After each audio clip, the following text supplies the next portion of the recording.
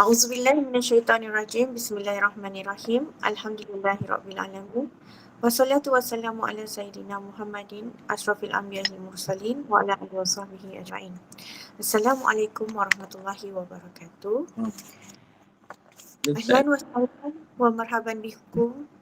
Yang dihormati lagi disegani Al-Fadil Ustaz Fazlur Rahimi bin Ma'ruf atas kesudian Al-Fadil Ustaz dan tak jemu-jemu mencurahkan ilmu di platform Gema Nur Iman ini, insyaAllah. Yang berusaha lagi berdedikasi Ibunda Rosniati binti Mansur selaku pengerusi bersama barisan tadbir urusnya yang bermujahadah bagi memastikan penganjuran kuliah berjalan lancar. Yang dialu-alukan dan saya hargai hadirin pecinta ilmu juga penginfak istiqamah yang masih memilih Gema Nur Iman sebagai halaqah ilmu dengan izin Allah. Alhamdulillah, dengan limpahan rahmat dan kasih sayang Allah, kita masih terpilih sebagai hadirin yang mengimarahkan kuliah duha pada pagi 25 Syakban bagi tahun 1445 bersamaan dengan 6 Mac 2024 yang berbahagia ini dengan pengajian tafsir Nurul Iman dengan tafsir surah An-Nur bahagian kedua, yang pada pagi ini kita akan membincangkan golongan ketiga yang layak mendapat Nur Allah pada bahagian kedua. Kita teruskan pengajian kita di halaqah ilmu pada pagi berbahagia ini dengan bacaan Ummul Quran yang akan dipimpin oleh Al-Fadil Ustaz Fazlur Rahim Ma'ruf bagi memohon keberkatan majlis ilmu pada pagi ini. Saya dengan penuh rasa hormat ingin mempersilakan Al-Fadil Ustaz untuk membuka dan meneruskan pengembaraan ilmu kita di tamu-tamu syurga ini. Falyatafadhal mashkura Ustaz. بالله من الشيطان الرجيم. بسم الله الرحمن الرحيم. الحمد لله رب العالمين الرحمن الرحيم مالك يوم الدين إياك نعبد وإياك نستعين اهدنا الصراط المستقيم صراط الذين أنعمت عليهم غير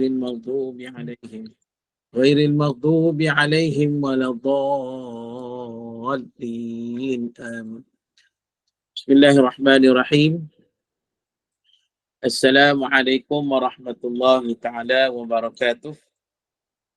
Alhamdulillahilladzi nazzala al-furqan ala 'abdihi liyakuna lil'alamina nadhira. Walladzi arsala rasulahu bil huda wa dinil haqq lidhhirahu 'ala dini kullihi walau karihal kafirun. Asyhadu an la ilaha illallah wahdahu la syarikalah wa asyhadu anna Muhammadan abduhu wa rasuluh. Allahumma salli wa sallim ala sayyidil mursalin wa ala alihi wa sahbihi ajma'in. Subhanaka la ilma lana illa ma 'allamtana innaka antal alimul hakim. Wa la hawla wa la quwwata illa billahil aliyyil azim. Rabbi syrah li sadri wa yassir li amri wahlul 'uqdatam min lisani yafqahu qawli, amma ba'd. Fa ya ibadallah ittaqullah usikum wa nafsi bitaqwallah faqad fazal muttaqun. Qala Allah Ta'ala fil kitabihil karim, a'udzu billahi minasyaitonir rajim. Al-haqqu min rabbik fala takunanna minal mumtarin. Shadaqallahul azim.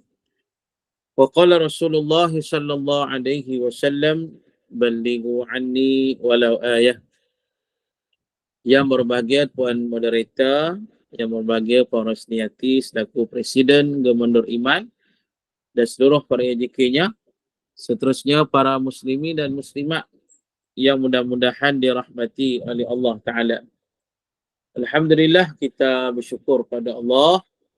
Pada pagi ini kita sambung pengajian kita yang berdasarkan kitab Tafsir Nurul Ihsan jilid yang ketiga. Dan kita masih lagi berada pada tafsir surah An-Nur dan hari ini kita sambung pada muka surat 131. Muka surat 131. Kita ambil baris yang keempat daripada atas.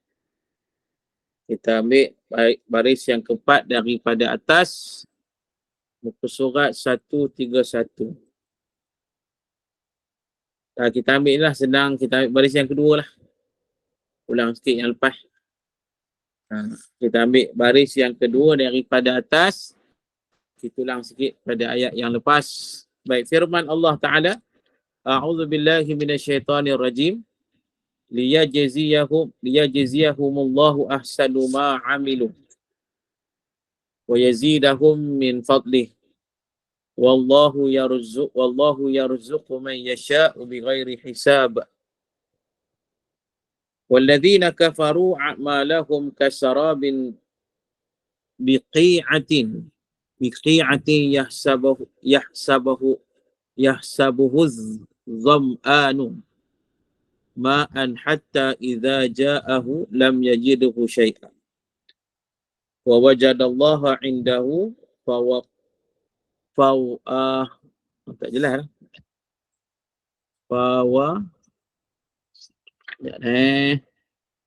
Fawaffahu. Saya punya dia tak ada sabdu. Fawaffahu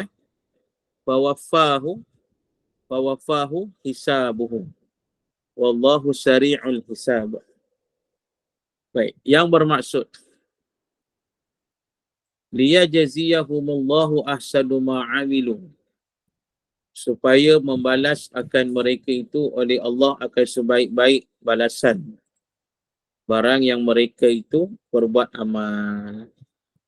Jadi ni yang pertama lah dari golongan yang ketiga, menunjukkan pada kita golongan yang ketiga yang mendapat nur Allah, nur hidayah, nur ilahi itu. Mereka ni golongan yang ketiga ni mereka mengharapkan tiga kurniaan Allah. Tiga kurniaan Allah. Jadi yang pertama tadi iaitu mereka mengharapkan balasan yang terbaik daripada amalan yang mereka kerjakan. Tu dia. Ni yang disebut tadi, liyajziyahumullah ahsanu ma 'amilu, supaya membalas akan mereka itu oleh Allah akan sebaik-baik balasan barang yang mereka itu berbuat amal. Maknanya itulah yang diharapkan oleh manusia yang mendapat nur hidayah, nur ilahi, nur Allah. Jadi kita kena sentiasa macam itulah, mengharapkan segala balasan, segala amalan yang kita lakukan. Kita mengharapkan pembalasan daripada Allah Subhanahu wa ta'ala. Dan ini juga menunjukkan kita yakin pada janji Allah, yakin pada kebenaran janji Allah Subhanahu wa ta'ala. Kan Allah Ta'ala janji dah, setiap amalan itu semuanya akan diperhitungkan. Faman ya'mal mithqala dzarratin khairan yarah wa may ya'mal mithqala dzarratin syarran yarah. Siapa-siapa yang melakukan kebaikan, kebajikan walaupun sebesar zarah, maka akan dilihat. Maknanya akan dicatat, akan dibalas. Dan barang siapa yang melakukan kejahatan walaupun sebesar zarah sekalipun pun akan dilihat. Yang bermaksud akan dicatat, akan dibalas. Jadi maknanya bila kita melaksanakan amalan yang baik, jadi kita mengharapkan pembalasan yang baik daripada Allah Subhanahu wa ta'ala. Tu. Kita mengharapkan pahala, kita mengharapkan keredaan Allah, kita mengharapkan pembalasan yang baik. Semualah yang baik-baik itu kita nak Allah kurniakan, Allah berilah pada kita. Itulah. Ini yang kita sebut yang lepas. Inilah golongan ar-raja, golongan yang mengharap. Sebab sifat mengharap itu termasuk di antara sifat manusia yang beriman kepada Allah Ta'ala. Gitu. Jadi para muslimin dan muslimat yang dirahmati oleh Allah Ta'ala, jadi kita beramal lah, walaupun amalan itu amalan yang kecil, amalan yang sedikit. Macam kata almarhum Dr. Muhammad Mutawalli Asy-Sya'rawi rahimahullah, seorang ulama besar daripada Mesir yang merupakan pakar tafsir, ahli Al-Quran, Dijelaskan pada kita, dia kata kita beramal lah. Walaupun sekecil mana pun amalan tersebut, boleh jadi disebabkan amalan itulah yang menyebabkan kita dimasukkan ke syurga Allah Ta'ala. Gitu. Kita beramal saja yang baik-baik ni. Amalan yang sedikit, ibadat-ibadat yang kecil. Walaupun kecil, walaupun sikit, tapi buatlah. Sebab dia kata kadang-kadang boleh jadi amalan yang sedikit itulah, yang kecil itulah yang menyebabkan kita dimasukkan ke syurga Allah Ta'ala. Tu dia. Jadi maknanya nak kata setiap kebaikan kita buat. Sama ada kecil, sama ada besar, sama ada sikit, sama ada banyak. Bila kata amal kebaikan, amal kebajikan, amal soleh, ibadat ke apa, kita laksanakanlah. InsyaAllah. Jadi inilah sebab kita yakin di situ, setiap amalan yang kita buat itu akan mendapat pembalasan yang baik daripada Allah Ta'ala. Jadi ini yang pertama yang kita dah huraikan pada yang lepas. Jadi yang keduanya pula, para muslimin dan muslimat, kurniaan yang kedua yang diharapkan oleh manusia yang beriman pada Allah Ta'ala, oleh manusia yang mendapat nur Allah, oleh manusia yang mendapat nur ilahi, nur hidayah itu firman Allah Ta'ala, wa yazidahum min fadlihi, dan menambah akan mereka itu daripada kurniaannya lebih daripada balasan amal qadar yang layak dengan kaya Allah. Baik. Jadi para muslimin dan muslimat, pada ayat ni Allah gunakan perkataan wa yazidahum. Wa yazidahum ataupun yazid itu maknanya apa? Menambah. Maknanya Allah Ta'ala menambah bagi mereka. Itu dia. Apa yang Allah tambah ni? Allah menambah bagi mereka akan kurniaan ataupun kelebihan. Jadi ini yang kedua yang kita harapkan. Itu kita harapkan tambahan yang lebih daripada Allah Ta'ala. Tadi yang pertama kita mengharapkan pembalasan. Pembalasan, pahala, amalan yang kita buat. Yang kedua ni pula kita mengharapkan tambahannya pula. Tambahan pahala kita. Tambahan ganjaran kita. Tambahan kurniaan untuk kita. Kita mengharapkan tambahan itu. Kalau ikut dan ulama tafsir ni dikata apa? Daripada balasan qadar yang layak. Kurniaan lebih. Kita nak lebih. Kita duk beramal ni, Allah bagi kita balasan yang lebih daripada qadar amalan kita. Tu. Sebab apa? Sebab dia kata sini, Allah ni kaya. Dengan kaya Allah. Kan kita baca Asma'ul Husna, Allah Ta'ala bukan sekadar Ar-Razaq, bukan sekadar pemberi rezeki. Bahkan Allah ni Al-Ghani. Al-Ghani yang bermaksud maha kaya. Dan Allah juga Al-Mughni, yang bermaksud Allah Ta'ala ni maha pemberi kekayaan. Itu dia. Dan muslimin dan muslimat yang dirahmati oleh Allah Ta'ala. Itu. Jadi maknanya kita dah harap lebih lagi. Kita beramal macam ni, kita beribadat macam ni, kita buat kebaikan macam ni, kita harap Allah bagi kita pahala dan pembalasan yang lebih lagi daripada kadar amalan yang kita buat tadi. Lebih lagi. Sebab Allah boleh bagi. Sebab Allah Ar-Razzaq, Allah Al-Ghani, Allah Al-Mughni, Allah boleh bagi lebih lagi. Jadi yang dimasukkan pembalasan kurniaan itu, min fadlihi itu, macam-macam dah. Bukan sekadar pahala, tapi termasuk perkara-perkara yang lain. Macam rezeki, sebagailah. Baik. Okey, firman Allah Ta'ala dan surah Al-An'am ayat 160. Surah Al-An'am ayat 160. Allah Ta'ala berfirman, A'udzubillahi minasyaitanirrajim. Man ja'a bil hasanati falahu 'asyru amsalihha. Wa man ja'a bis sayyi'ati fala yujza illa mislaha wa hum la yuzlamun. Sesiapa yang membawa amal kebaikan pada hari akhirat, maka baginya balasan 10 kali ganda dari kebaikan yang sama dengannya. Dan sesiapa yang membawa amalan kejahatan, maka ia tidak dibalas melainkan kejahatan yang sama dengannya. sedang mereka tidak dianiaya sedikit pun. Surah Al-An'am ayat 160. Jadi berdasarkan pada ayat ni Allah sebut, kita yang mari di akhirat nanti bawa amal kebaikan, Allah bagi kita 10 kali ganda kebaikan. Tu dia. Mana Allah pergandakan kebaikan untuk kita, Allah pergandakan balasan yang baik untuk kita.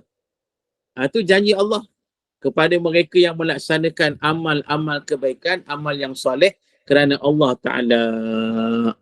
Begitu.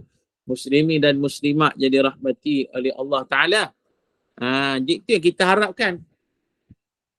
Kita harapkan supaya Allah Ta'ala pergandakan. Baik. Kemudian pada ayat lain Allah berfirman dalam surah An-Nisa ayat 40. Dalam surah An-Nisa ayat 40 Allah Ta'ala berfirman, A'udzubillahi minasyaitanir rajim. Innallaha la yazlimu mithqala dzarrah wa in taku hasanatan yudha'ifha wa yu'ti min ladunhu ajran azima. Sesungguhnya Allah tidak sekali-kali menganiaya seseorang sekalipun sebesar zarah debu. Dan kalaulah amal sebesar zarah itu amal kebajikan, nescaya akan menggandakannya. Dan akan memberi dari sisinya pahala yang amat besar. Tu surah An-Nisa ayat 40 ni janji Allah. Walaupun kata Allah amalan tu kecil je. Amal kebajikan itu hanyalah sedikit saja. Tu dia. Tetapi Allah akan menggandakan. Allah akan menggandakan pahalanya. Dan Allah akan menggandakan pemberian-pemberian yang lain. Itu janji Allah Subhanahu Wa Taala. Jadi sebab itu kita orang yang beriman tadi Ar-Raja' tadi, kita harap ni lah. Kita harap supaya Allah menambah lagi pahala kita. Allah menambah lagi kebaikan untuk kita. Allah menambah lagi kelebihan-kelebihan yang lain. Tu. Sebab bila kata fadlihi pada ayat ni, kurniaan Allah tu macam-macam bentuk lah. Bukan sekadar yang kata pahala, bukan sekadar yang kata ganjaran yang baik. Tapi termasuk yang kata kelebihan itu, kurniaan Allah itu termasuk dalam bab dunia ini. Tu. Muslimin dan muslimat. Maknanya nikmat keduniaan pun Allah bagi. Allah tambah. Itu maksudnya nikmat rezeki, nikmat panjang umur, nikmat umur yang diberkati, nikmat apa lagi? Nikmat kebahagiaan keluarga. Nikmat apa lagi? Nikmat dipermudahkan segala urusan. Dan sebagainya. Tu muslimin dan muslimat yang dirahmati oleh Allah Ta'ala. Jadi ini kita mengharapkan nikmat penambahan itu. Ingat, Allah boleh tambah seberapa banyak yang Allah nak, boleh. Sebab kita sebut tadi Allah Al-Ghani, Allah Maha Kaya. Itu dia. Allah Maha Kaya. Jadi Maha Kayanya Allah ni, Allah boleh bagilah sebanyak mana yang Allah nak bagi pada kita. Sehebat mana, tara mana pun Allah boleh bagi pada kita, pasal Allah Ta'ala ni Maha Kaya. Muslimin dan muslimat tu yang kena minta sangat pada Allah Ta'ala tu. Tu yang kita dok baca hadis Nabi SAW. Yang Nabi kata apa? Yang Nabi kata tentang sedekah itu kan? Kan Nabi kata sedekah tu sampai 700 kali ganda. Tu. Sampai ke tara tu lah. 700 kali ganda yang Allah akan beri tu. Ditambah. Tu muslimin dan muslimat. Allah tambah dengan sebanyak-banyaknya. Tu. Bahkan ada pula amalan-amalan yang Allah akan tambah sampai tak terkira. Yang kita baca ayat apa yang Allah sebut tentang sifat sabar kan. Kalau kata sabar ni, Allah beri pada kita, orang yang sifat sabar ni, ganjaran pahala yang tak terkira. Tu dia. Tadi kalau sedekah tadi 700 kali ganda, boleh kira lagi. Tapi nak kata ada setengah amalan tu sampai tidak terkira. Tidak ada batasan dah. Mana Allah akan beri unlimited dah. Unlimited. Mana Allah beri macam tu. Tu hebat tu. Muslimin dan muslimat jadi rahmati oleh Allah. Jadi Allah boleh beri. Semuanya ikut kehendak Allah. Yang penting kita harapkan. Yang penting kita beramal soleh, beriman pada Allah. Yang penting kita melaksanakan perintah-perintah Allah. Itu yang penting, tu je kita buat. Kan? Muslimin dan muslimat yang dirahmati oleh Allah Ta'ala. Baik. Jadi ini yang kedua. Ini yang kedua yang kita harapkan. Ini kurniaan yang kedua yang kita harapkan. Wa yazidahum min fadlihi. Kita harap Allah menambah pada kita akan kurniaannya, akan pahalanya, balasannya dan sebagainya. Baik. Adapun yang ketiga iaitu firman Allah Ta'ala, wallahu yarzuqu man yasha'u bighairi hisab. Dan Allah Ta'ala beri rezeki mereka yang dikehendaki dengan tiada hisab. Tu. Inilah yang ketiga, para muslimin dan muslimat yang dirahmati oleh Allah Ta'ala. Atau boleh kita sebut, dan sememangnya Allah Ta'ala membagi rezeki kepada sesiapa saja yang dikehendakinya dengan tidak terhitung. Itu dia. Inilah harap kita yang ketiga. Kita harapkan supaya Allah berilah kita rezeki. Dan Allah beri rezeki ni kepada sesiapa saja yang dikehendaki oleh Allah Ta'ala. Tu. Bahkan Allah boleh bagi tanpa, orang kata tak terhitung lah. Tiada hisap ni mana tak terhitung. Tak terkira rezeki yang Allah boleh berikan pada kita itu. Muslimin dan muslimat yang dirahmati oleh Allah Ta'ala. Tu. Jadi maknanya yang ketiga ni, kita mengharapkan kelapangan rezeki dekat dunia lagi. Tu dia.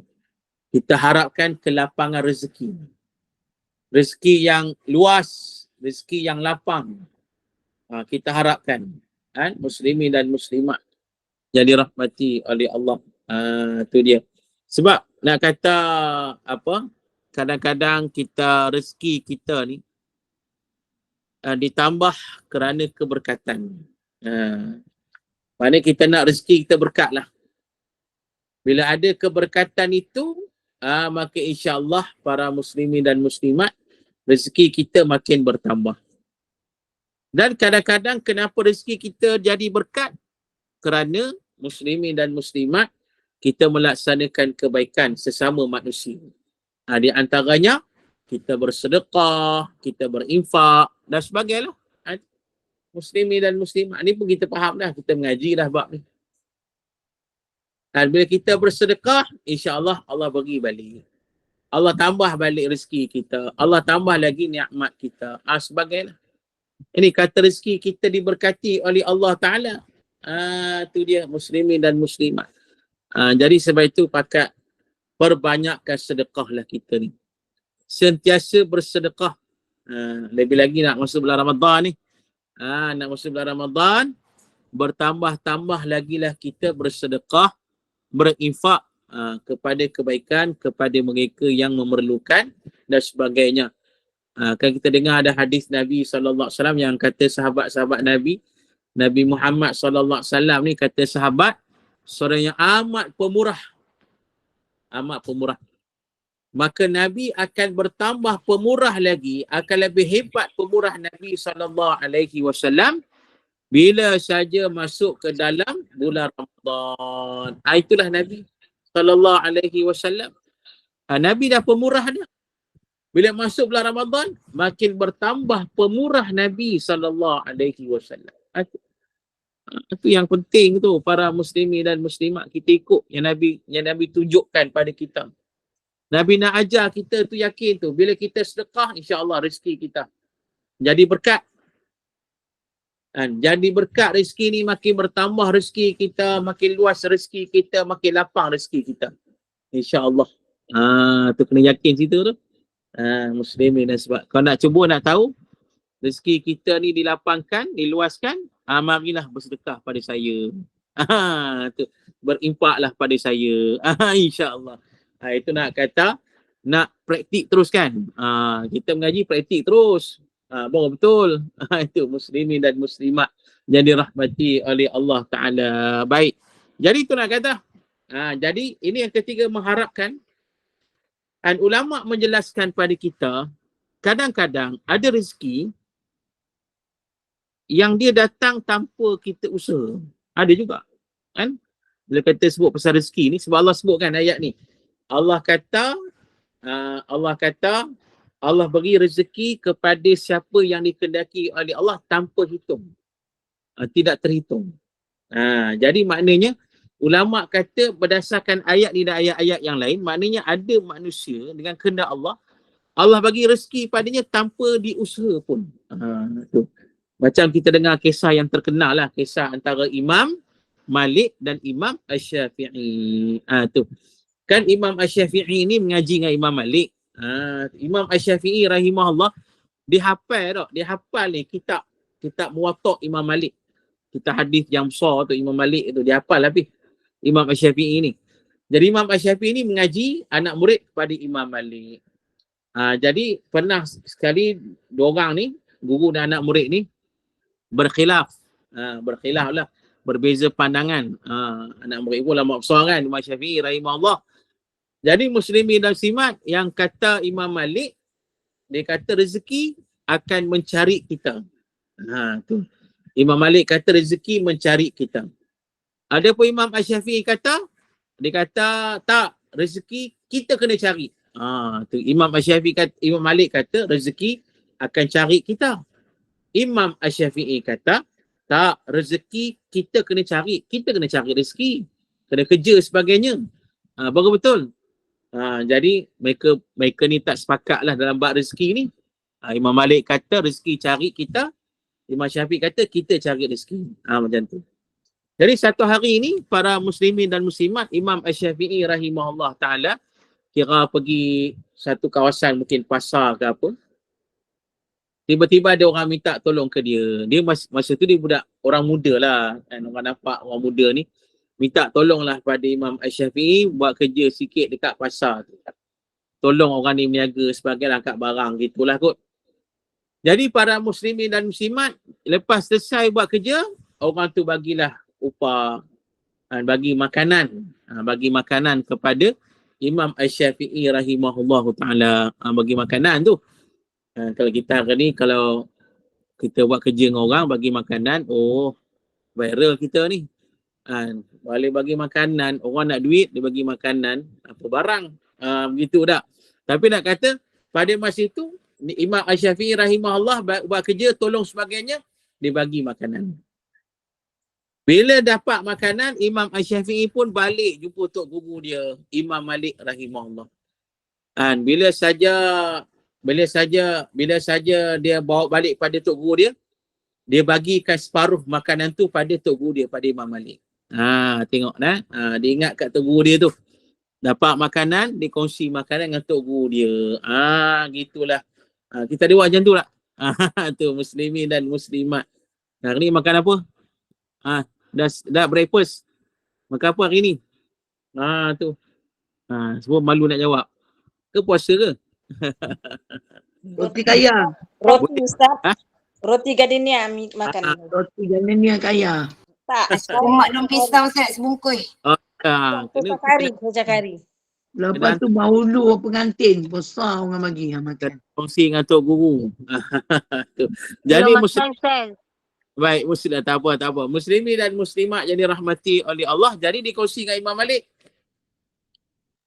Jadi dibagi separuh pada Imam Malik. Imam Syafi'i kata pada Imam Malik, kata tengok tok guru. Ni aku cakap tadi. Kita cari rezeki. Aku bekerja, aku buat kerja macam-macam, bantu orang, dapat upah. Aku cari rezeki. Mana kita ni bukti, kita mencari rezeki. Tu dia. Imam Malik kata, kalau macam tu aku pun betul lah, kata Imam Malik. Sebab aku kata, rezeki cari kita, tengok aku pun dapat rezeki daripada yang kau bagi tadi. Betul tak? Jadi sebabkan Imam Syafi'i bagi separuh makanan tu pada Imam Malik, maka dia kata, betul lah aku kata. Sebab aku kata rezeki cari kita, tunggu hari ni, makanan ni cari aku, kau bagi kan. Gitu. Jadi maknanya, dua-dua betul lah. Tok guru ni betul, anak murid pun betul. Baik. Jadi muslimin dan muslimat nak kata di situ adanya manusia yang mendapat rezeki dengan tidak ada usaha. Maknanya tidak bekerja lah. Tu muslimin dan muslimat yang dirahmati oleh Allah Ta'ala. Kalau kita Kalau kita tengok ni, kalau bab ni kita hurai ni panjang ni saya rasa ni kan. Kalau bab ni muslimin dan muslimat yang dirahmati oleh Allah. Jadi apa orang kata, antaranya apa yang tak bekerja ni, Allah bagi rezeki ni. Dan saya nak tengok Quran sikit lah. Surah apa? Mana ayat? Surah Ali Imran ke apa? Cerita pasal Siti Maryam tu. Surah Ali Imran rasanya. Surah Ali Imran. Jangan kita cari sat. Kalau jumpalah. Baik, surah Ali Imran. Ayat tentang Siti Maryam, mak kepada Nabi Isa alaihi salam. Ayat 37 surah Ali Imran. Tu. Okey, ayat ni kita baca dulu. Ayat 37 surah Ali Imran, juzuk yang ketiga. Okey, firman Allah Taala, a'udzubillahi minasyaitonir rajim. Fataqabbalaha rabbuha biqabulin hasanin wa ambataha nabatan hasanan wa kaffalaha Zakaria. Kullama dakhala 'alaiha Zakaria al-mihrab wajada 'indaha rizqan. Qala ya Maryam, anna laki hadha? Qalat huwa min 'indillah. Innallaha yarzuqu man yasha' bighairi hisab. Tengok. Baik. Maka ia Maryam diterima oleh Tuhannya dengan didikan yang baik dan dibesarkan dengan didikan yang baik, serta diserahkannya untuk dibela dan dipelihara oleh Nabi Zakaria alaihi salam. Tiap-tiap kali Nabi Zakaria masuk untuk menemui Maryam di mihrab, ia dapati rezeki buah-buahan yang luar biasa di sisinya. Nabi Zakaria bertanya, wahai Maryam, dari mana engkau dapat buah-buahan ini? Maryam menjawab, ialah dari Allah. Sesungguhnya Allah memberikan rezeki kepada sesiapa yang dikehendakinya dengan tidak dikira. Itu dia. Muslimin dan muslimat ni cerita Siti Maryam yang dijaga oleh Nabi Allah Zakaria alaihi salam. Jadi Maryam ni seorang perempuan yang hidupnya hanyalah bermunajat kepada Allah. Bermunajat kepada Allah Ta'ala, beribadat kepada Allah di mihrabnya. Itu dia. Dia tak pernah keluar, dia tak pernah pergi mana-mana, dia hanya duduk di mihrab beribadat kepada Allah Ta'ala. Tapi yang peliknya, bila Nabi Allah Zakaria tengok dia dekat mihrab tu, didapati ada makanan, buah-buahan di sisi Maryam alaihi salam. Tu dia. Jadi tu yang Nabi Zakaria tanya, anna laki hadha, dari mana kau dapat ni buah-buahan ni? Pasal buah-buahan ni pelik. Pelik pasal apa? Kata ulama tafsir, kerana buah-buahan yang ada pada Maryam tu, dia tak ikut musim. Kalau hari tu musim panas, buah-buahan yang Maryam dapat, buah-buahan musim sejuk. Kalau hari tu musim sejuk, buah-buahan yang Maryam dapat, ia buah-buahan musim panas. Jadi peliklah benda tu. Itu yang Nabi Zakaria tanya, mana kau dapat ni? Kau bukan keluar mana pun. Kau bukannya kerja mana pun. Kau duduk sini je. Dari mana kau dapat buah-buahan? Ni luar biasa ni. Pelik sangat ni. Jadi Maryam kata, qalat huwa min indillah. Ini semuanya daripada Allah Ta'ala. Tu. Rezeki tu datang sendiri. Allah yang hantar kepada Maryam. Innallaha yarzuqu man yasha'u bighairi hisab. Sesungguhnya Allah bagi rezeki kepada sesiapa yang dikehendaki oleh Allah tanpa hisab, tidak terhitung, tidak dikira. Itulah muslimin dan muslimat. Jadi nak sebut di situ adanya manusia macam Siti Maryam ini yang rezekinya datang tanpa dikira, tanpa diusaha. Itu. Dan Allah bagi pada siapa-siapa yang dikehendaki oleh Allah. Antaranya macam Siti Maryam itu. Tu muslimin dan muslimat yang dirahmati oleh Allah Ta'ala. Tu dah. Maknanya orang kata, yelah Allah bagi kan. Allah bagi Siti Maryam, macam yang lain macam para wali-wali Allah yang lain kan, yang mendapat rezeki, yang menyebabkan rezeki itu sampai ke tahap cari dia. Dia bukan cari rezeki itu cari dia. Tu dia. Kalau kita mengaji kita Al-Hikam, kan kita mengaji Al-Hikam kan. Mengaji Al-Hikam kata ada golongan apa? Golongan tajrid. Tajrid. Kalau ingat balik yang mengaji Al-Hikam, ada satu golongan namanya golongan At-Tajrid. At-Tajrid ialah golongan manusia yang kita sebut tadi. Ialah golongan manusia yang tidak mengambil al-asbab. Dia tidak mengambil. Dia tidak mengambil al-asbab, dia bukan kasab. Maknanya At-Tajrid itu golongan manusia yang tidak bekerja. Rezeki datang bukan sebab kerja. Tu dia. Ar-rizqu ja'a minkum bighairil asbab. Rezeki itu datang ke dia, kepada mereka bukan daripada jalan pekerjaan. Bukan daripada jalan usaha. Tu dia. Tapi rezeki itu datang ke dia. Ni golongan at-tajrid. Tajrid muslimin dan muslimat yang dirahmati oleh Allah. Di antara contoh at-tajrid ni, selain pada itulah, ada yang taraf-taraf wali Allah tu, ialah kita confirm lah. Tapi ada yang tak sampai taraf tu, tapi dia tajrid juga. Di antaranya siapa? Di antaranya ada ulama-ulama, tok-tok guru kan. Macam kalau kita tengok muslimin dan muslimat, ada tok-tok guru mengajar di pondok kan. Tok-tok guru lama ni kan, mengajar di pondok. Di pondok-pondok saja.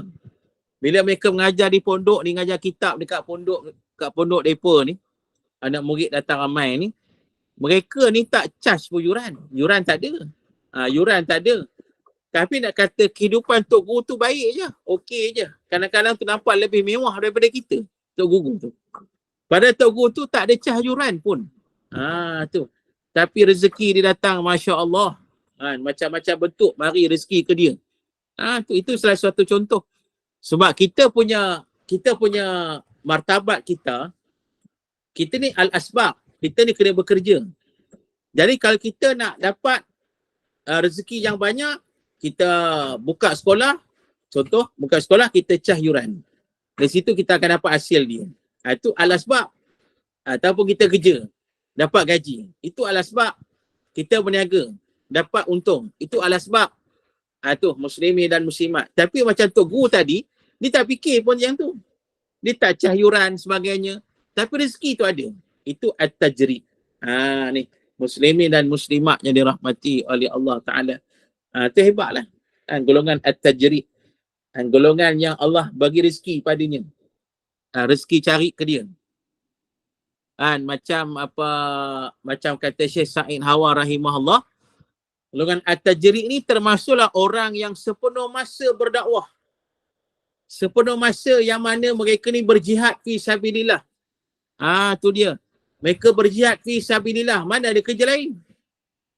Mereka tak kerja dengan orang, mereka tak berniaga, mereka berjihad sepenuh masa. Mereka berdakwah sepenuh masa. Tu. Mereka tak terikat dengan mana-mana company, mana-mana syarikat, dengan orang tak ada. Mereka sepenuh masa berdakwah. Ini golongan at-tajrid. Mereka ni ialah kata Syekh Sa'id Hawa, mereka yang melakukan kerja Allah. Mereka bekerja dengan Allah, jadi Allah yang bagi gaji pada mereka. Tu muslimin dan muslimat jadi rahmati oleh Allah. Kalau kita ni boleh tak nak jadi macam tu? Kita sekarang ni, kita yang bekerja ni, kita yang berniaga sebagainya, kita pun nak berhenti kerja, nak jadi tajrid, nak sepenuh masa. Sepenuh masa kita ni nak berdakwah, kita nak berjihad, sepenuh masa kita ni nak beramal saja. Boleh tak boleh? Sila jawab.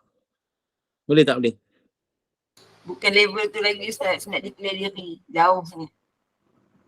Ada orang yang memang terpilih sebagai orang yang tajrid tu boleh lah. Tapi yang tak terpilih tu tetap tak boleh. Baik, jadi muslimin dan muslimat yang dirahmati oleh Allah Ta'ala. Kan kita ngaji alikam kata apa? Dia kata iradat tajrid ma'a iqamatillah fil asbab minasyahwatil khafiyah. Disebut dah tu. Dia kata kita teringin jadi tajrid. Teringin jadi tajrid padahal Allah tetapkan kita sebagai al-asbab. Tu. Kita teringin jadi tajrid tapi sebenarnya Allah tetapkan kita sebagai al-asbab. Bila kita teringin macam tu, maknanya kita ni dah terikut dengan syahwat yang tersembunyi. Pada benda tu salah lah. Salah. Kita ni dah al-asbab, terus al-asbab. Tak apalah. Muslimin dan muslimat. Kita al-asbab, teruskan al-asbab. Tapi kalau kita nak jadi tajrid, pada Allah tetap kita al-asbab dah. Jadi kita ni dah buat ikut syahwat yang tersembunyi. Syahwat yang tersembunyi disebut. Sebab apa? Kenapa dia kata gitu? Sebab nampak macam betul. Yelah kita kata aku nak berhenti kerja, aku nak berhenti berniaga. Pasal apa? Nak fokus ibadat, nak fokus beramal, nak fokus jihad, nak fokus dakwah. Tu nampak macam betul. Tapi sebenarnya cara tu salah. Pasal apa? Allah dah tetap pada kita al-asbab. Tu muslimin dan muslimat. Jadi kita teruskan pada al-asbab. Okey, saya nak tanya. Saya ni al-asbab ke tajrid? Saya. Tu. Saya ni. Ustaz boleh declare ke Ustaz? Ni saya ni tajrid al-asbab. Saya ni. Asbab. Al-asbab. Okey, siapa setuju? Ustaz, benda ni boleh declare ke Ustaz? Tak. Atau kita sekadar amati? Sabar, saya tanya dulu.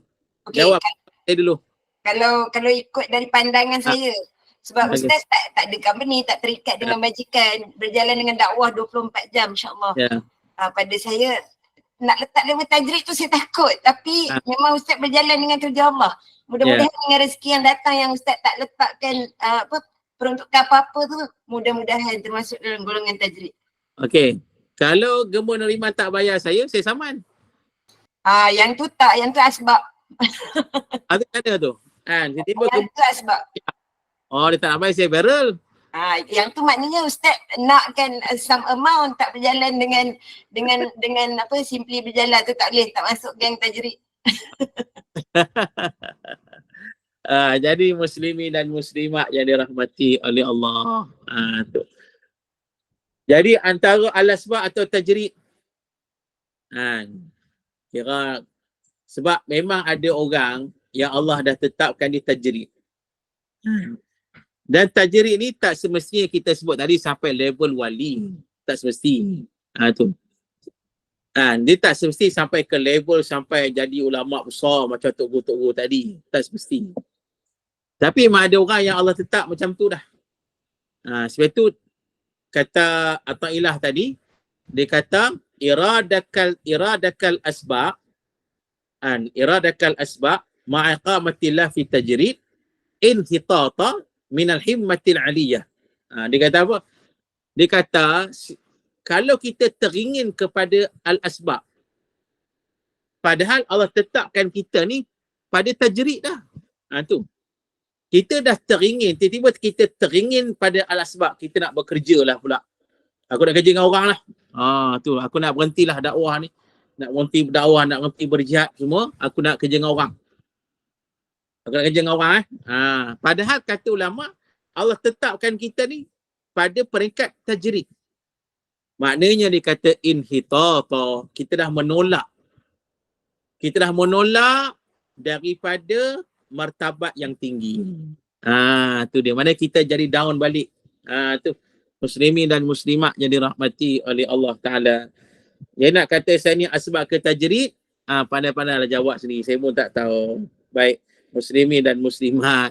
Memang saya mengajar ni memang lebih dekat 25 tahun dah. Memang tak kerja dengan orang. Tapi waktu sama saya juga nak duit. Tu dia. Kalau hampa tak bayar, kita viral. Gitu contoh muslimin dan muslimat. Tu jadi asbab ke tajrid tak tahulah. Serah pada Allah. Cuma saya nak cerita Tok Guru saya seorang, Tok Guru saya. Allah yarham, Ustaz Muhammad Ismail rahimahullah. Ustaz Muhammad Ismail ni kira ulama bagi saya tok guru saya lah, tok guru saya yang alim, dia pensyarah UKM, pakar hadis, ulama pondok juga, ngaji kitab-kitab turas. Jadi dia rajin mengajar lah, dia rajin mengajar apa? Dia pensyarah tu satulah, lepas tu dia mengajar di surau di kampung Apa Indah masa tu. Dia ngajar subuh-subuh, dia ngajar kitab apa? Minhajul Abidin. Saya Ikam ngaji dengan dia lah, Al-Ikam saya ngaji dengan dia, Minhajul Abidin, lepas tu sikit Sirus Salikin, Riyadus Shalihin pun ada. Jadi muslimin dan muslimat yang dia cerita masa mengaji Hikam dengan dia kata dia cerita pengalaman dia. Dia kata tajrid ni. Dia kata dia sebenarnya Allah tetapkan dia untuk mengajar. Untuk mengajar. Baik, muslimin dan muslimat. Dia tetapkan, Allah tetapkan dia supaya dia mengajar. Tak kisahlah mengajar pensyarah ke, mengajar kitab surah majid ke, tak kisahlah. Tapi mengajar. Tapi dia kata dulu satu hari tu dia berhenti mengajar. Pasal apa? Dia nak fokus perniagaan. Dia nak fokus perniagaan. Dia kata dia berniaga kain masa tu. Dia fokus perniagaan. Bila dia kata bila fokus perniagaan tu nampak macam okey lah. Tapi sebenarnya tak okey. Bila berniaga tu macam-macam yang berlaku pada dia kata. Macam-macam. Dengan kena tipu, duit hilang, apa semua, rugi tak habis. Jadi akhirnya dia muhasabah diri balik, dia cek balik, dia rasa bukan ini jalan dia. Allah tetapkan dia untuk mengajar, maka dia kembali balik mengajar. Bila dia kembali balik pada mengajar, dia kata rezeki dia makin baik. Rezeki dia makin baik, macam-macam kebaikan yang Allah bagi ke dia. Sampai dia kata pernah satu hari ni dia kata, dia pergi tengok satu van yang diminat, satu van tau, dekat kedai kereta, dia tengok van tu. Jadi ada seorang orang ni tanya ke dia, kata Ustaz minat ke van tu? Dia kata minat lah tapi duit tak ada. Tiba-tiba orang tu beli van cash, van tu bagi pada Ustaz tu. Tu dia. Sampai tara tu. Muslimin dan muslimat. Saya pun duk tunggu juga Gemar Iman nak beli kereta untuk saya ni. Bila nak beli kereta ni? Masya Allah. Muslimin dan muslimat yang dirahmati oleh Allah. Itu nak sebut tadi. Dia kata kalau kereta saya rosak tepi jalan, ada orang akan kenal saya, akan bantu saya. Tu. Itu dia kata bila pilih jalan yang Allah tetapkan. Itu kita sebut tadi. Al-Hikam kata, ma'a iqamatillah. Allah Ta'ala ni, Allah Ta'ala dah tetapkan kita di mana. Dan Allah tetapkan kita asbab, teruskanlah asbab. Allah tetapkan kita tajrid, teruskan tajrid. Tu, muslimin dan muslimat yang dirahmati oleh Allah Ta'ala. Tu kena ingat tu. Jadi nak kata apa muslimin dan muslimat nak sebut tadi, mana nak kata adanya manusia macam tu. Ada rezekinya Allah bagi ke dia. Kalau yang kita sebut tadi, orang kata yang betul-betul macam Maryam tadi, itu memang tataran wali Allah dah. Maknanya datang rezeki macam tu je. Tu dia. Jadi tu nak sebut berdasarkan ayat tadi. Maknanya apa? Wallahu yarzuqu man yasha' bighairi hisab. Allah akan bagi rezeki kepada sesiapa saja yang dikehendaki oleh Allah Ta'ala tanpa hitung, dengan tiada hisab. Tu muslimin dan muslimat. Baik. Dan ada juga, bila kita baca Quran, ada juga manusia mendapat rezeki yang dia tak sangka-sangka.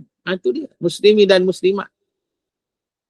Dia tak sangka-sangka. Ada orang yang dapat rezeki tanpa disangka-sangka. Tu. Dapat rezeki. Dia bekerja cara rezeki. Tapi datang rezeki tu jalan yang lain tanpa disangka-sangka. Ni yang terkenal lah yang kita baca surah apa? Surah At-Talaq tu. Ni saya buka jugalah. Surah At-Talaq juzuk yang ke-28 kan, At-Talaq. Surah At-Talaq juzuk 28, ayat yang sangat terkenal itu pada ayat yang ke Ametaqillah tu. Ya betul. Ayat keempat, 2 dan 3 tu. Betul lah ayat tu.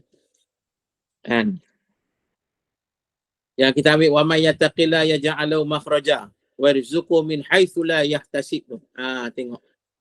Kata Allah, barang siapa yang bertakwa kepada Allah Ta'ala, Allah akan tunjukkan baginya jalan keluar dari kesusahan, serta Allah bagi padanya rezeki yang dia kalau ikut kitab saya ini dia kata serta memberinya rezeki dari jalan yang tidak terlintas di hatinya. Tu. Ni kitab Pimpinan Ar-Rahman. Muslimin dan Muslimat. Dia kata serta memberinya rezeki dari jalan yang tidak terlintas di hatinya. Yang dia tak sangka pun. Tu. Dia bekerja macam biasa, cari rezeki macam biasa. Cari rezeki macam biasa, dia berniaga macam biasa kan. Muslimin dan Muslimat macam yang saya tengok dulu apa. Yang ustaz apa tu yang Madat tu apa? Ustaz apa? Yusra. Kan Ustaz Yusra kan? Yang Masjid Madat kan? Yang saya tengok dia satu video yang dia pi apa? Di sponsor seorang makcik niaga tu. Yang makcik tu OKU lah. Tangan OKU, kaki OKU naik kursi roda kan? Naik wheelchair. Dok berniaga apa saya tengok. Dia berniaga lah. Jadi memang makcik ni itulah dia punya hasil pendapatan dia. Hasil pendapatan dia ialah berniaga kuih. Jadi hasil pendapatan kuih ni kira takat tu je lah. Boleh untuk kelangsungan hidup, untuk menapung hidup kan. Jadi orang kata, tapi satu hari ni nak kata rezeki makcik ni, si Ustaz Yusra ni duduk cari-cari, dipilih-pilih, akhirnya dipilih makcik tersebut. Dia support makcik tu pergi umrah.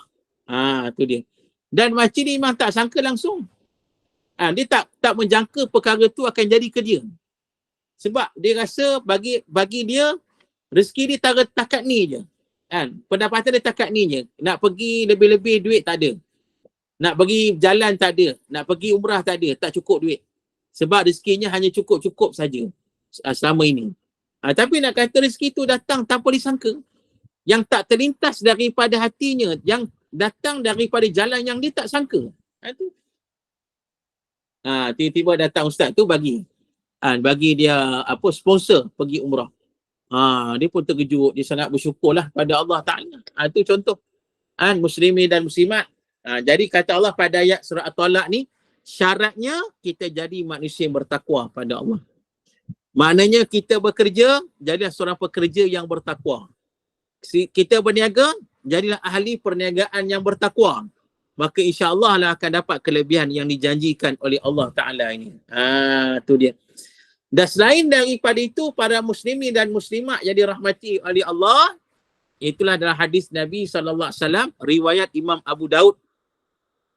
Kan kata Nabi SAW, kita banyak beristighfar pada Allah, Allah bagi kita 3 kelebihan.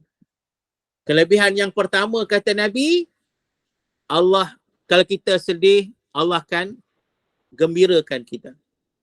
Yang kedua, Allah akan tunjuk jalan keluar dari kesusahan.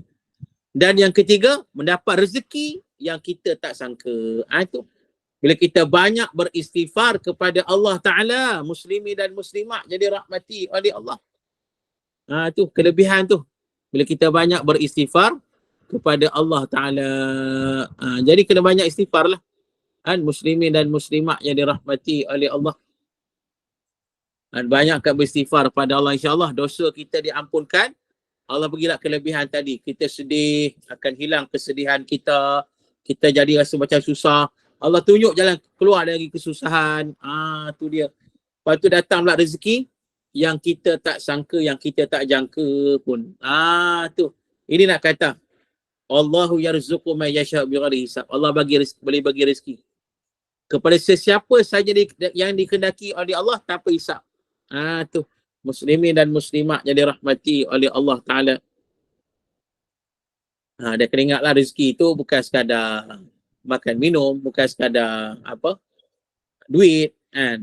Rezeki itu banyaklah kan, termasuk rezeki kesihatan, rezeki kita orang kata ilmu kan, ada ilmu, rezeki dapat melaksanakan kebaikan, sebagailah.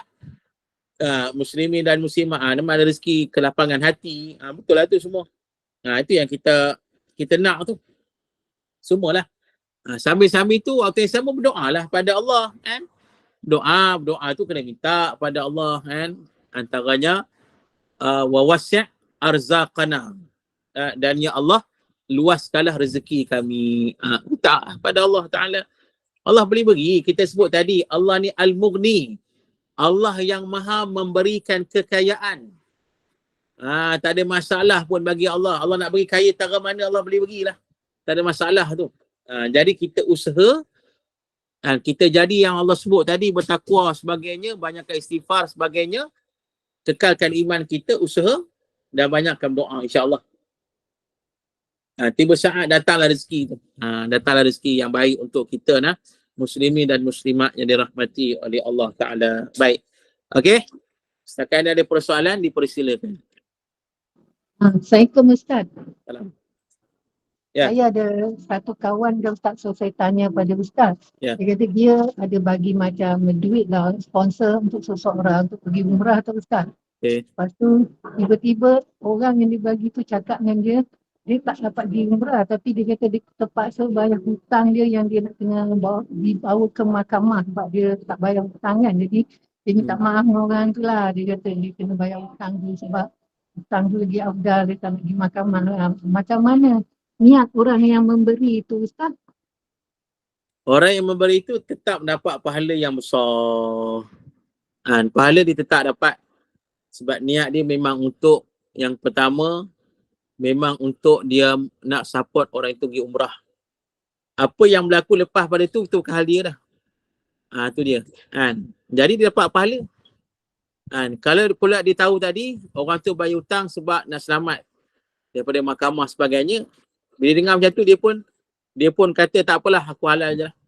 Jadi maknanya bertambah lagi pahala dia sebab dia membantu orang itu lepaskan diri daripada kesusahan hutang. Itu dia. Jadi maknanya memberi itu tetap mendapat pahala yang banyak, pahala yang besar, insya-Allah. Wallahu a'lam. InsyaAllah saya akan beritahu kawan saya. Terima kasih Ustaz. Okay, sama. Okay, ada soalan? Ustaz, kalau orang yang dia macam ada dapat rezeki tajrid tu kan, contohlah dia bagi tu kawan dia, boleh ke macam tu? Ataupun kita kalau contoh orang yang berrezeki tajrid ni,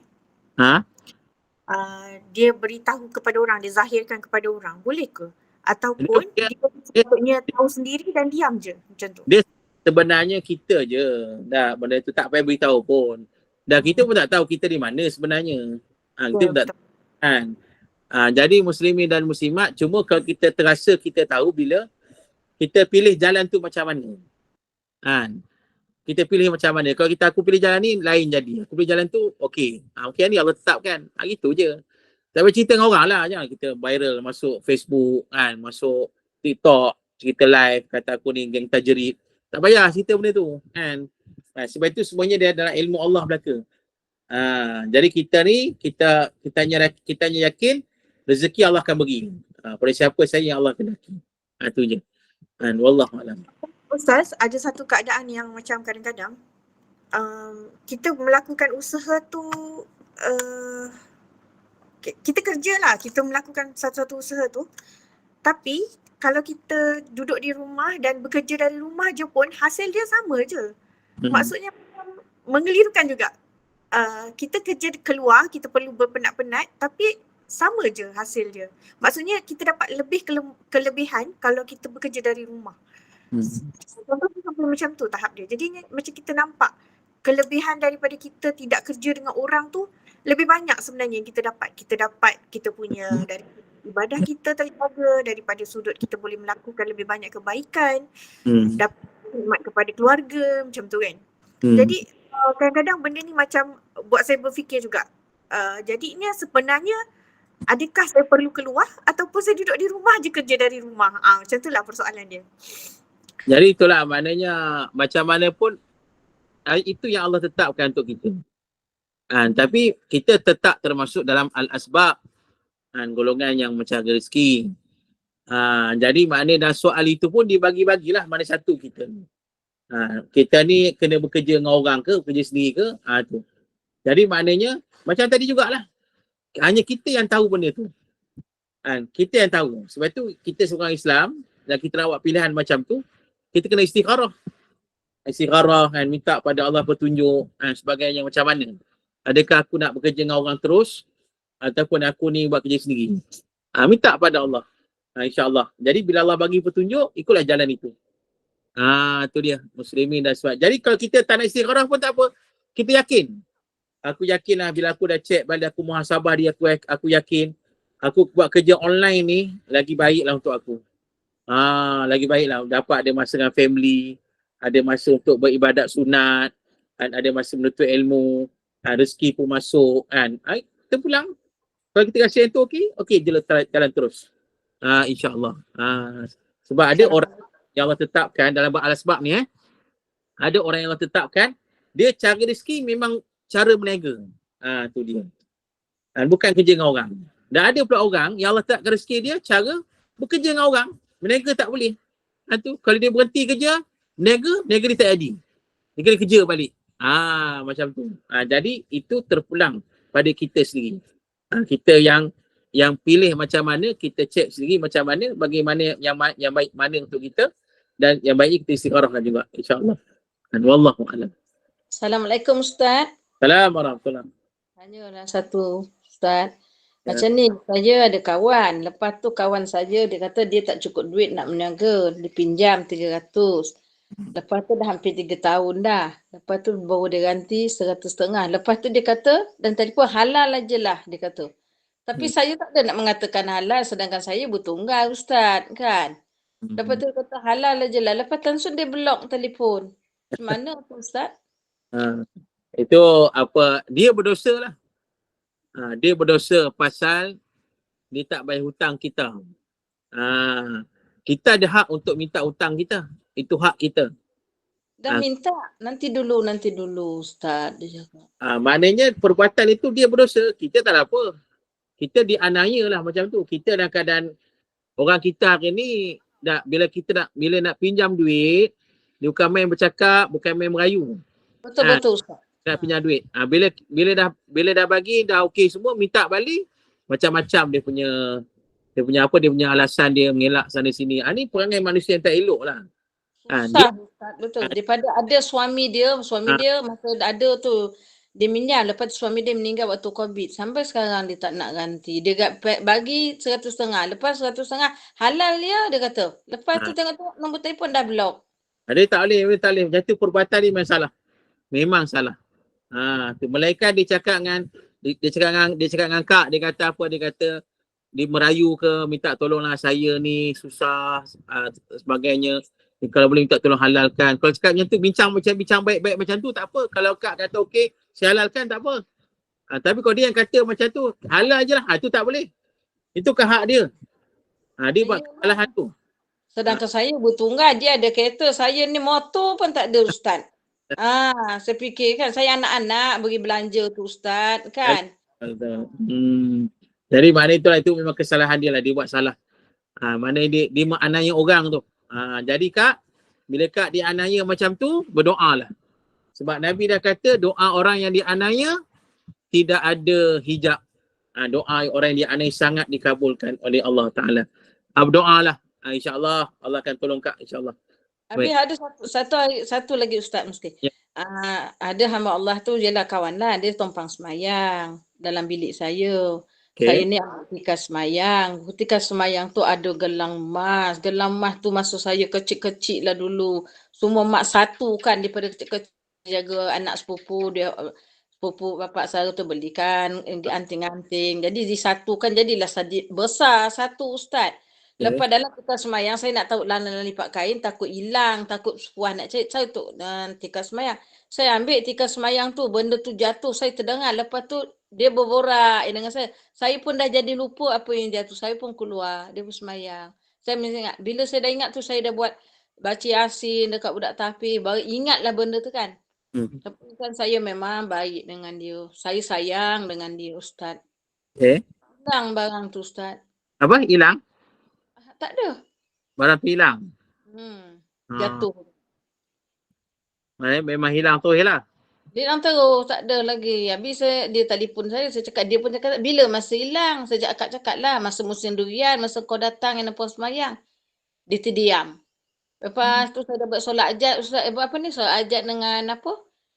Macam dia telefon aja. Saya pun dah macam tawati lah. Saya memang sayang dengan dia Ustaz. Betul saya cakap.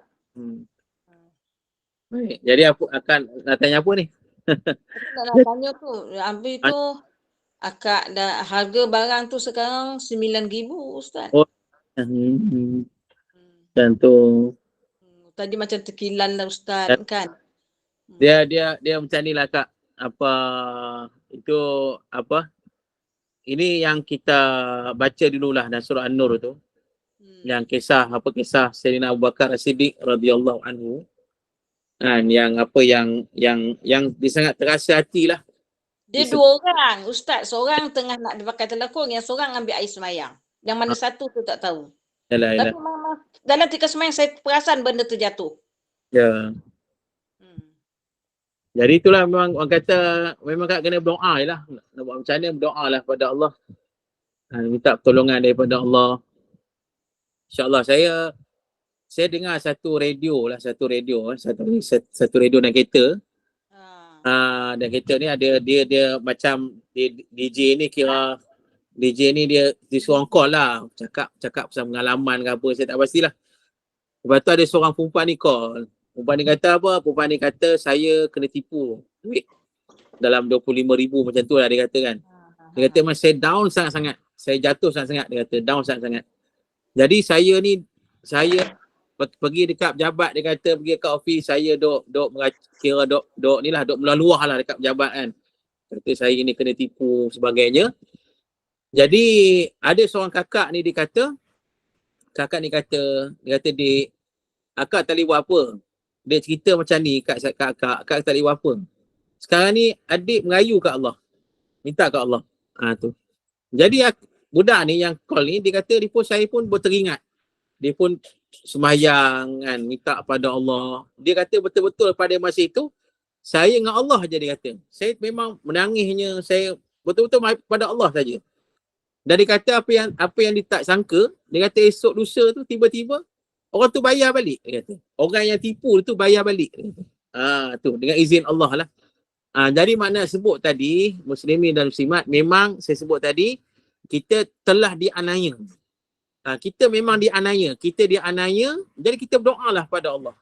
Kita merayu pada Allah. Dan yang keduanya, dalam kita kawan kita tadi, kita ambil sikap macam Abu Bakar tunjuk dulu. Dalam surah An-Nur ni. Dia buat macam mana?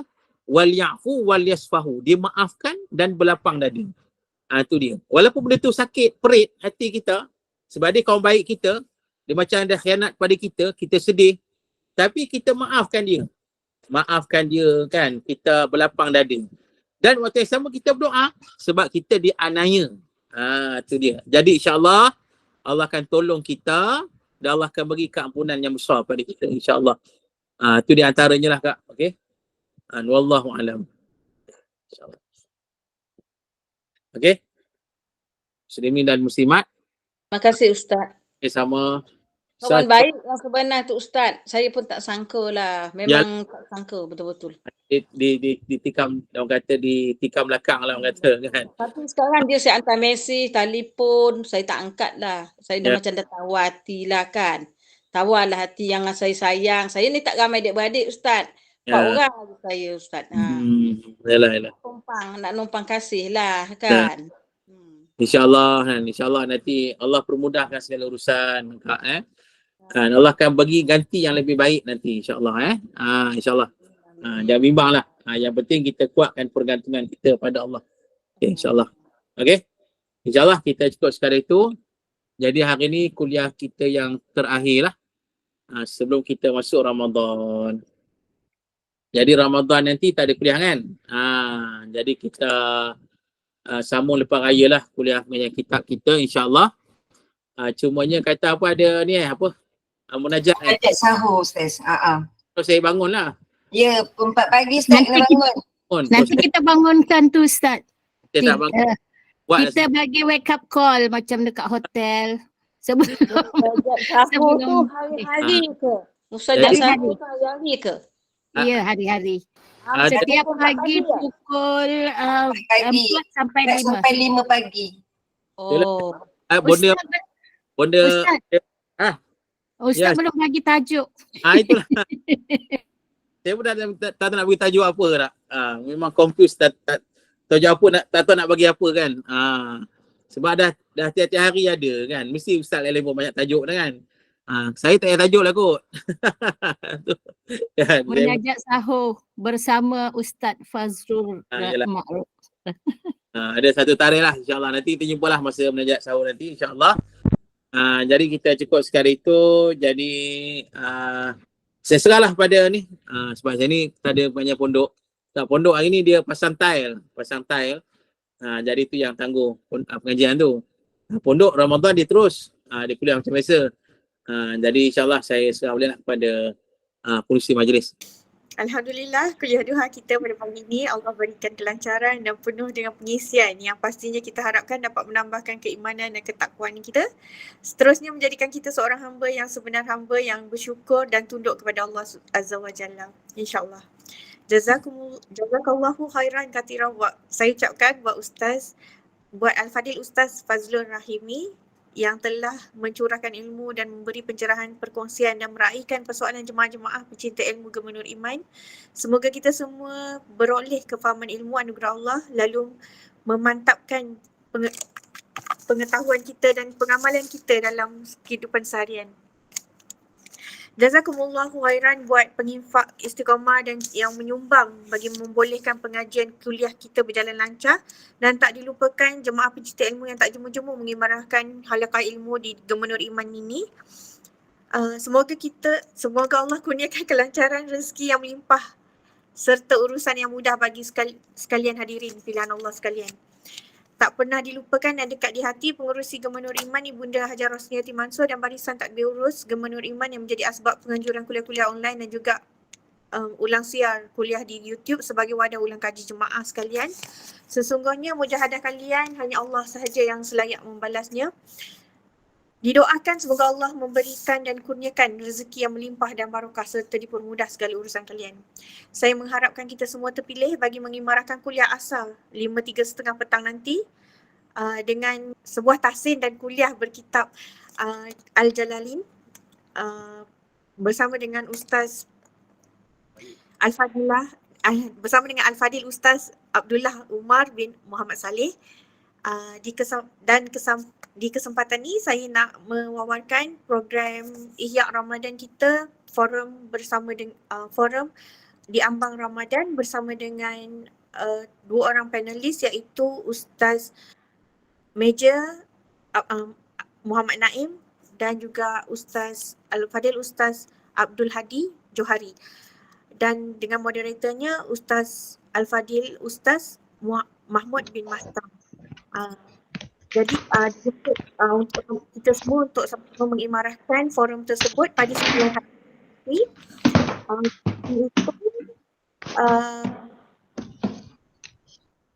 Bagi siapa yang belum masuki sesi